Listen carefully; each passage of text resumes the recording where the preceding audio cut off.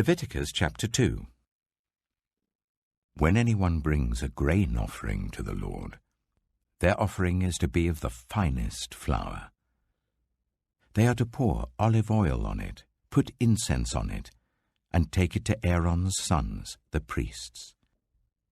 The priest shall take a handful of the flour and oil, together with all the incense, and burn this as a memorial portion on the altar, a food offering, an aroma pleasing to the Lord. The rest of the grain offering belongs to Aaron and his sons. It is a most holy part of the food offerings presented to the Lord. If you bring a grain offering baked in an oven, it is to consist of the finest flour, either thick loaves made without yeast and with olive oil mixed in, or thin loaves made without yeast and brushed with olive oil. If your grain offering is prepared on a griddle, it is to be made of the finest flour mixed with oil and without yeast. Crumble it and pour oil on it. It is a grain offering. If your grain offering is cooked in a pan, it is to be made of the finest flour and some olive oil. Bring the grain offering made of these things to the Lord. Present it to the priest, who shall take it to the altar. He shall take out the memorial portion from the grain offering and burn it on the altar as a food offering, an aroma pleasing to the Lord. The rest of the grain offering belongs to Aaron and his sons. It is a most holy part of the food offerings presented to the Lord. Every grain offering you bring to the Lord must be made without yeast, for you are not to burn any yeast or honey in a food offering presented to the Lord. You may bring them to the Lord as an offering of the first fruits, but they are not to be offered on the altar as a pleasing aroma. Season all your grain offerings with salt. Do not leave the salt of the covenant of your God out of your grain offerings. Add salt to all your offerings. If you bring a grain offering of first fruits to the Lord, offer crushed heads of new grain roasted in the fire. Put oil and incense on it. It is a grain offering. The priest shall burn the memorial portion of the crushed grain and the oil, together with all the incense, as a food offering presented to the Lord. Leviticus chapter 3. If your offering is a fellowship offering, and you offer an animal from the herd, whether male or female, you are to present before the Lord an animal without defect. You are to lay your hand on the head of your offering and slaughter it at the entrance to the tent of meeting. Then Aaron's sons, the priests, shall splash the blood against the sides of the altar. From the fellowship offering, you are to bring a food offering to the Lord, the internal organs and all the fat that is connected to them, both kidneys with the fat on them near the loins, and the long lobe of the liver, which you will remove with the kidneys.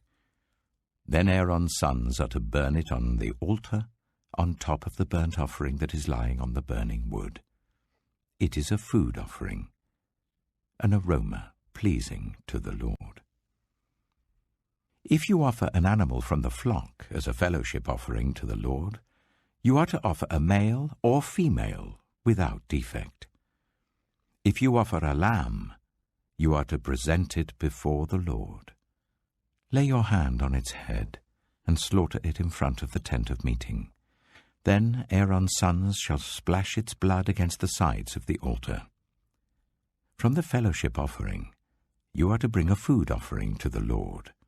Its fat, the entire fat tail cut off close to the backbone, the internal organs and all the fat that is connected to them, both kidneys with the fat on them near the loins, and the long lobe of the liver, which you will remove with the kidneys. The priest shall burn them on the altar as a food offering presented to the Lord. If your offering is a goat, you are to present it before the Lord. Lay your hand on its head and slaughter it in front of the tent of meeting. Then Aaron's sons shall splash its blood against the sides of the altar. From what you offer, you are to present this food offering to the Lord, the internal organs and all the fat that is connected to them, both kidneys with the fat on them near the loins, and the long lobe of the liver, which you will remove with the kidneys. The priest shall burn them on the altar as a food offering, a pleasing aroma. All the fat is the Lord's. This is a lasting ordinance for the generations to come wherever you live. You must not eat any fat or any blood. Leviticus chapter 4. The Lord said to Moses, "Say to the Israelites, when anyone sins unintentionally and does what is forbidden in any of the Lord's commands, if the anointed priest sins, bringing guilt on the people, he must bring to the Lord a young bull without defect as a sin offering for the sin he has committed. He is to present the bull at the entrance to the tent of meeting before the Lord. He is to lay his hand on its head and slaughter it there before the Lord. Then the anointed priest shall take some of the bull's blood and carry it to the tent of meeting. He is to dip his finger into the blood and sprinkle some of it 7 times before the Lord in front of the curtain of the sanctuary. The priest shall then put some of the blood on the horns of the altar of fragrant incense that is before the Lord in the tent of meeting. The rest of the bull's blood he shall pour out at the base of the altar of burnt offering at the entrance to the tent of meeting. He shall remove all the fat from the bull of the sin offering, all the fat that is connected to the internal organs, both kidneys with the fat on them near the loins, and the long lobe of the liver, which he will remove with the kidneys, just as the fat is removed from the ox sacrificed as a fellowship offering. Then the priest shall burn them on the altar of burnt offering, but the hide of the bull and all its flesh, as well as the head and legs, the internal organs and the intestines, that is, all the rest of the bull, he must take outside the camp to a place ceremonially clean, where the ashes are thrown, and burn it there in a wood fire on the ash heap. If the whole Israelite community sins unintentionally, and does what is forbidden in any of the Lord's commands, even though the community is unaware of the matter, when they realize their guilt and the sin they committed becomes known, the assembly must bring a young bull as a sin offering and present it before the tent of meeting. The elders of the community are to lay their hands on the bull's head before the Lord, and the bull shall be slaughtered before the Lord. Then the anointed priest is to take some of the bull's blood into the tent of meeting. He shall dip his finger into the blood and sprinkle it before the Lord 7 times in front of the curtain. He is to put some of the blood on the horns of the altar that is before the Lord in the tent of meeting. The rest of the blood he shall pour out at the base of the altar of burnt offering at the entrance to the tent of meeting. He shall remove all the fat from it and burn it on the altar, and do with this bull just as he did with the bull for the sin offering. In this way, the priest will make atonement for the community, and they will be forgiven. Then he shall take the bull outside the camp and burn it as he burned the first bull. This is the sin offering for the community.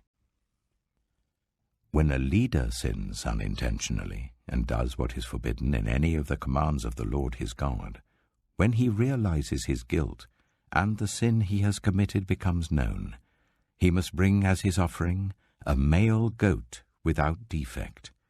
He is to lay his hand on the goat's head and slaughter it at the place where the burnt offering is slaughtered before the Lord. It is a sin offering. Then the priest shall take some of the blood of the sin offering with his finger, and put it on the horns of the altar of burnt offering, and pour out the rest of the blood at the base of the altar. He shall burn all the fat on the altar as he burned the fat of the fellowship offering. In this way, the priest will make atonement for the leader's sin, and he will be forgiven. If any member of the community sins unintentionally, and does what is forbidden in any of the Lord's commands, when they realize their guilt and the sin they have committed becomes known, they must bring as their offering for the sin they committed a female goat without defect. They are to lay their hand on the head of the sin offering and slaughter it at the place of the burnt offering. Then the priest is to take some of the blood with his finger and put it on the horns of the altar of burnt offering and pour out the rest of the blood at the base of the altar. They shall remove all the fat, just as the fat is removed from the fellowship offering, and the priest shall burn it on the altar as an aroma pleasing to the Lord. In this way, the priest will make atonement for them, and they will be forgiven. If someone brings a lamb as their sin offering, they are to bring a female without defect. They are to lay their hand on its head and slaughter it for a sin offering at the place where the burnt offering is slaughtered. Then the priest shall take some of the blood of the sin offering with his finger and put it on the horns of the altar of burnt offering and pour out the rest of the blood at the base of the altar. They shall remove all the fat, just as the fat is removed from the lamb of the fellowship offering, and the priest shall burn it on the altar, on top of the food offerings presented to the Lord. In this way, the priest will make atonement for them for the sin they have committed, and they will be forgiven. Matthew chapter 26.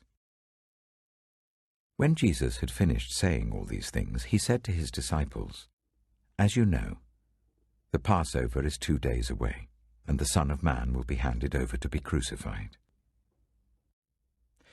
Then the chief priests and the elders of the people assembled in the palace of the high priest, whose name was Caiaphas, and they schemed to arrest Jesus secretly and kill him.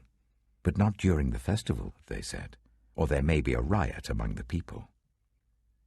While Jesus was in Bethany, in the home of Simon the leper, a woman came to him with an alabaster jar of very expensive perfume, which she poured on his head as he was reclining at the table. When the disciples saw this, they were indignant. "Why this waste?" they asked. "This perfume could have been sold at a high price and the money given to the poor." Aware of this, Jesus said to them, "Why are you bothering this woman? She has done a beautiful thing to me. The poor you will always have with you, but you will not always have me. When she poured this perfume on my body, she did it to prepare me for burial. Truly I tell you, wherever this gospel is preached throughout the world, what she has done will also be told in memory of her." Then one of the 12, the one called Judas Iscariot, went to the chief priests and asked, "What are you willing to give me if I deliver him over to you?" So they counted out for him 30 pieces of silver.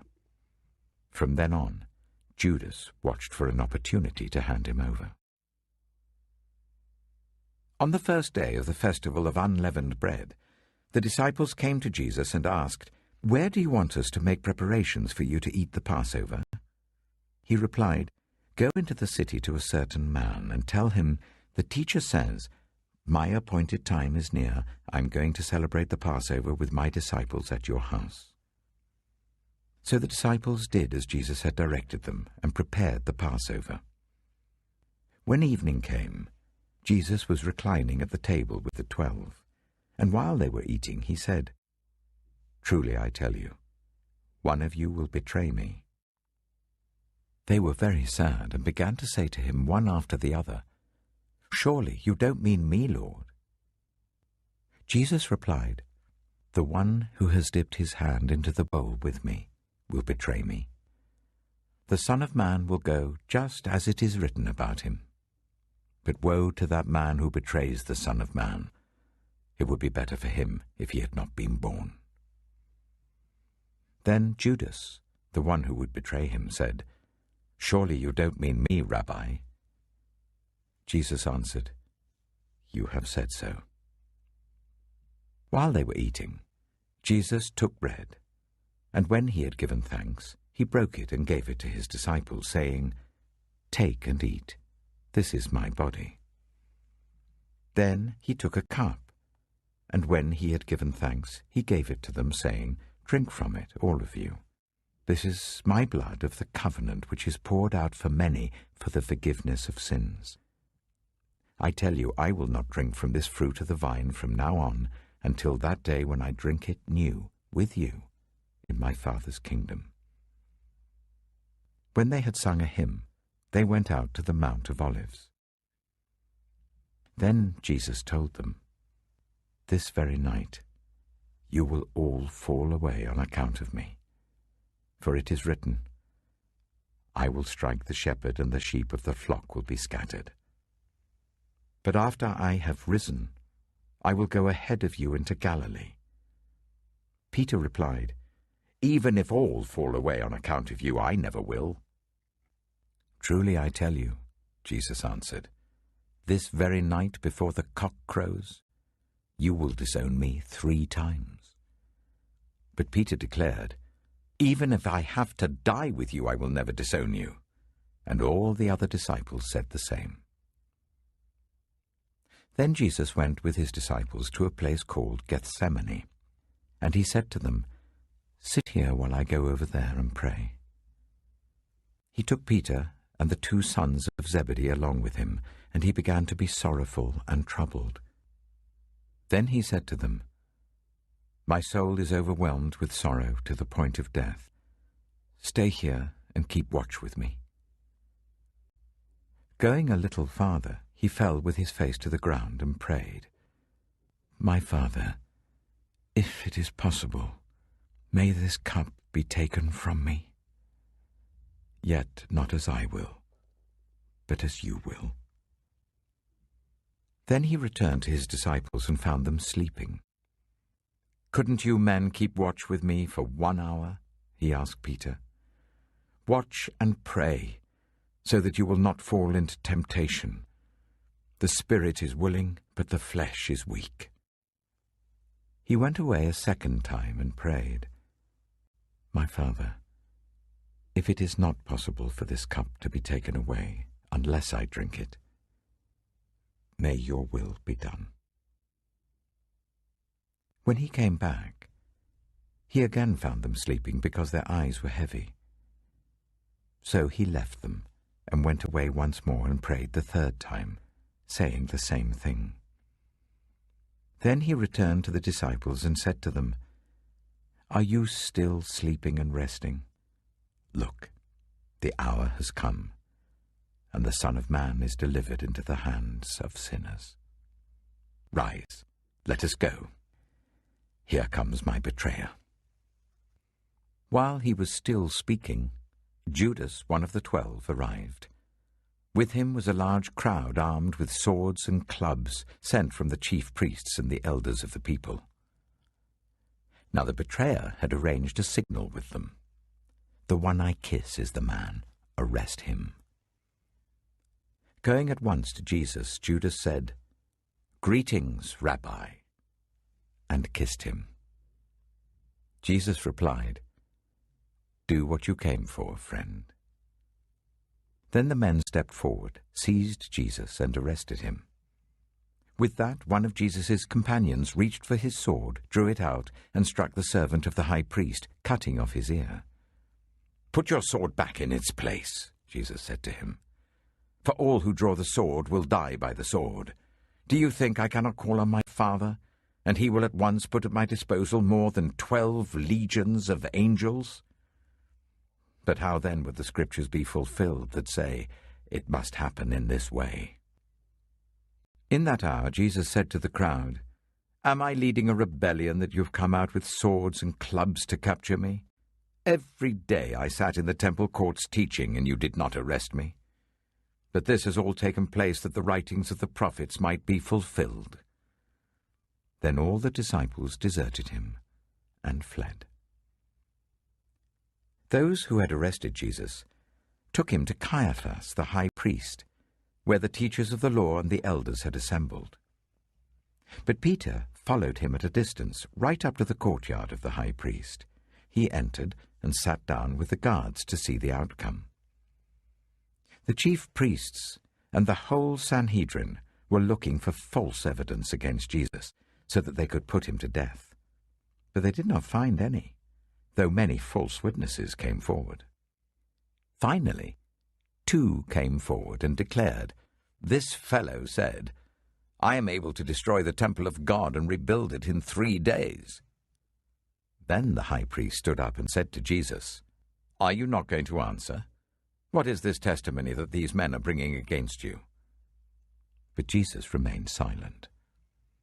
The high priest said to him, "I charge you under oath by the living God. Tell us if you are the Messiah, the Son of God." "You have said so," Jesus replied. "But I say to all of you, from now on you will see the Son of Man sitting at the right hand of the Mighty One and coming on the clouds of heaven." Then the high priest tore his clothes and said, "He has spoken blasphemy. Why do we need any more witnesses?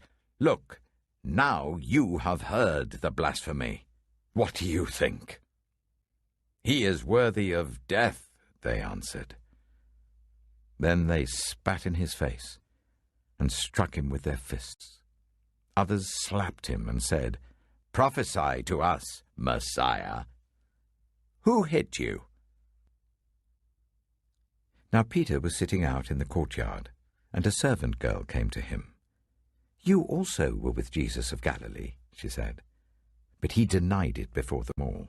"I don't know what you're talking about," he said. Then he went out to the gateway, where another servant girl saw him and said to the people there, "This fellow was with Jesus of Nazareth." He denied it again with an oath. "I don't know the man." After a little while, those standing there went up to Peter and said, "Surely you are one of them. Your accent gives you away." Then he began to call down curses, and he swore to them, "I don't know the man." Immediately a cock crowed. Then Peter remembered the word Jesus had spoken, "Before the cock crows, you will disown me 3 times." And he went outside and wept bitterly. Psalm 37. Do not fret because of those who are evil, or be envious of those who do wrong. For like the grass they will soon wither, like green plants they will soon die away. Trust in the Lord and do good. Dwell in the land and enjoy safe pasture. Take delight in the Lord, and he will give you the desires of your heart. Commit your way to the Lord, trust in him, and he will do this. He will make your righteous reward shine like the dawn, your vindication like the noonday sun. Be still before the Lord, and wait patiently for him. Do not fret when people succeed in their ways, when they carry out their wicked schemes. Refrain from anger and turn from wrath. Do not fret. It leads only to evil. For those who are evil will be destroyed, but those who hope in the Lord will inherit the land. A little while, and the wicked will be no more. Though you look for them, they will not be found. But the meek will inherit the land and enjoy peace and prosperity. The wicked plot against the righteous and gnash their teeth at them. But the Lord laughs at the wicked, for he knows their day is coming. The wicked draw the sword and bend the bow to bring down the poor and needy, to slay those whose ways are upright. But their swords will pierce their own hearts, and their bows will be broken. Better the little that the righteous have than the wealth of many wicked. For the power of the wicked will be broken, but the Lord upholds the righteous. The blameless spend their days under the Lord's care, and their inheritance will endure forever. In times of disaster they will not wither, in days of famine they will enjoy plenty. But the wicked will perish. Though the Lord's enemies are like the flowers of the field, they will be consumed. They will go up in smoke. The wicked borrow and do not repay, but the righteous give generously. Those the Lord blesses will inherit the land, but those he curses will be destroyed. The Lord makes firm the steps of the one who delights in him. Though he may stumble, he will not fall, for the Lord upholds him with his hand. I was young, and now I am old, yet I have never seen the righteous forsaken, or their children begging bread. They are always generous and lend freely. Their children will be a blessing. Turn from evil and do good. Then you will dwell in the land forever. For the Lord loves the just and will not forsake his faithful ones. Wrongdoers will be completely destroyed. The offspring of the wicked will perish. The righteous will inherit the land and dwell in it forever. The mouths of the righteous utter wisdom, and their tongues speak what is just. The law of their God is in their hearts, their feet do not slip.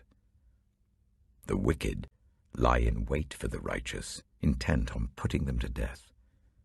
But the Lord will not leave them in the power of the wicked, or let them be condemned when brought to trial. Hope in the Lord and keep his way. He will exalt you to inherit the land. When the wicked are destroyed, you will see it. I have seen a wicked and ruthless man flourishing like a luxuriant native tree. But he soon passed away and was no more. Though I looked for him, he could not be found. Consider the blameless, observe the upright. A future awaits those who seek peace, but all sinners will be destroyed. There will be no future for the wicked. The salvation of the righteous comes from the Lord. He is their stronghold in time of trouble. The Lord helps them and delivers them. He delivers them from the wicked and saves them, because they take refuge in him. Proverbs chapter 6. My son, if you have put up security for your neighbor, if you have shaken hands in pledge for a stranger, you have been trapped by what you said, ensnared by the words of your mouth. So do this, my son, to free yourself, since you have fallen into your neighbor's hands. Go to the point of exhaustion and give your neighbor no rest. Allow no sleep to your eyes, no slumber to your eyelids. Free yourself like a gazelle from the hand of the hunter, like a bird from the snare of the fowler. Go to the ant, you sluggard. Consider its ways and be wise. It has no commander, no overseer or ruler, yet it stores its provisions in summer and gathers its food at harvest. How long will you lie there, you sluggard? When will you get up from your sleep? A little sleep, a little slumber, a little folding of the hands to rest, and poverty will come on you like a thief and scarcity like an armed man. A troublemaker and a villain who goes about with a corrupt mouth, who winks maliciously with his eye, signals with his feet and motions with his fingers, who plots evil with deceit in his heart, he always stirs up conflict. Therefore disaster will overtake him in an instant. He will suddenly be destroyed without remedy. There are 6 things the Lord hates, 7 that are detestable to him: haughty eyes, a lying tongue, hands that shed innocent blood, a heart that devises wicked schemes, feet that are quick to rush into evil, a false witness who pours out lies, and a person who stirs up conflict in the community. My son, keep your father's command, and do not forsake your mother's teaching. Bind them always on your heart, fasten them round your neck. When you walk, they will guide you. When you sleep, they will watch over you. When you awake, they will speak to you. For this command is a lamp, this teaching is a light, and correction and instruction are the way to life, keeping you from your neighbor's wife, from the smooth talk of a wayward woman. Do not lust in your heart after her beauty, or let her captivate you with her eyes. For a prostitute can be had for a loaf of bread, but another man's wife preys on your very life. Can a man scoop fire into his lap without his clothes being burned? Can a man walk on hot coals without his feet being scorched? So is he who sleeps with another man's wife. No one who touches her will go unpunished. People do not despise a thief if he steals to satisfy his hunger when he is starving. Yet if he is caught, he must pay sevenfold, though it costs him all the wealth of his house. But a man who commits adultery has no sense. Whoever does so destroys himself. Blows and disgrace are his lot, and his shame will never be wiped away. For jealousy arouses a husband's fury, and he will show no mercy when he takes revenge. He will not accept any compensation. He will refuse a bribe, however great it is.